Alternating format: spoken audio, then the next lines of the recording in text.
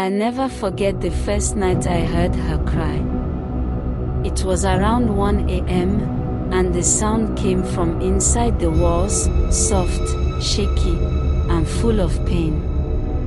It wasn't the wind. It wasn't an animal. It was a female's voice. That was when I knew the stories were true. Everyone in our village knows about the crying house. It stands near the old cassava farm, alone and half-broken. The roof sags on one side, the windows are dusty, and tall grass hides the path to the door. But the strangest thing is how cold the air gets when you walk close to it, like something doesn't want you there.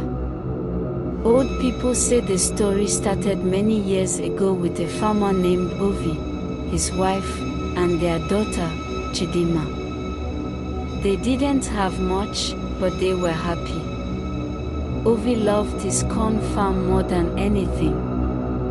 Every evening, he roasted a few cobs for his daughter.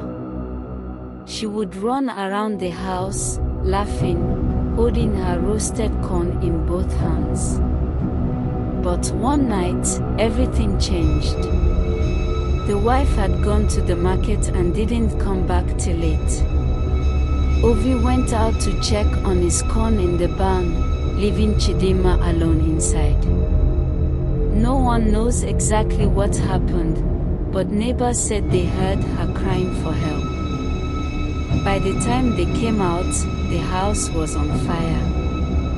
They found her body the next morning, small, burned, and still clutching half a cob of corn. Ovi disappeared after that.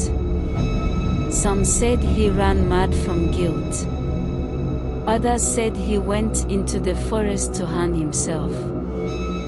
But from that day, people started hearing the girl cries at night, always around the same time the fire happened. Years later, a man from Warri came to buy the land.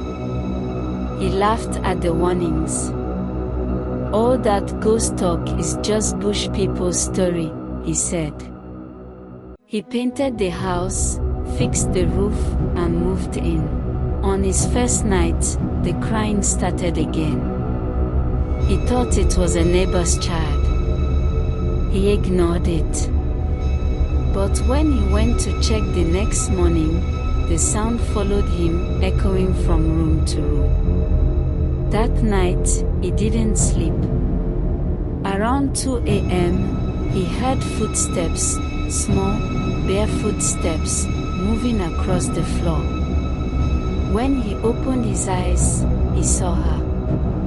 Chidima standing by his bed, her face black with soot, her eyes wide, holding a piece of roasted corn. She whispered, "Papa, my corn, where's my corn?" He screamed and ran outside. The next morning, he packed his things and never came back. Then came a pastor and his family.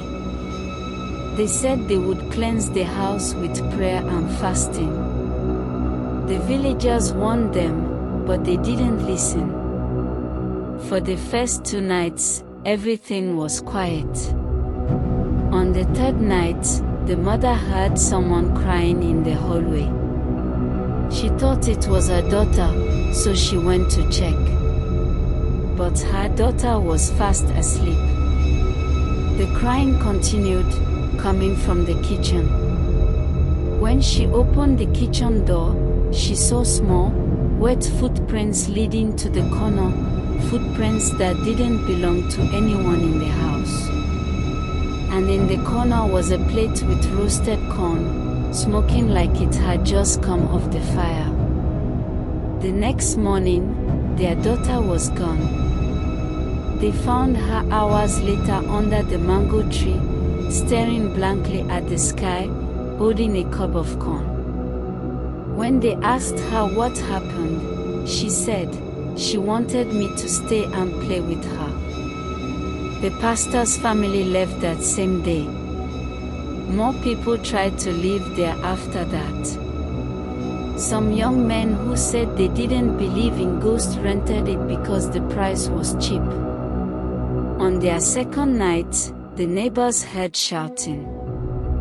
One of them ran out into the street, crying and pulling his hair, saying he saw a girl sitting on his chest, asking for her corn. Another man from that group just never woke up again. After that, nobody wanted to live there. Even the government tried once. They wanted to turn the land into a small school. But when the bulldozer came, the engine stopped working right in front of the gate. The driver said he heard crying coming from the machine itself. He ran off and never came back. The construction workers refused to continue. So the house still stands there today, quiet in the daytime, cold at night. The villagers say if you walk past after midnight, you hear the sound again. A soft, pitiful cry. Some people say they've seen her by the window, looking out, waiting. Others say she walks along the road with a cob of corn in her hand, asking, "Have you seen my papa?" They say if you answer her, she'll follow you home. And if you eat corn that night, she'll come sit beside your bed and cry till morning.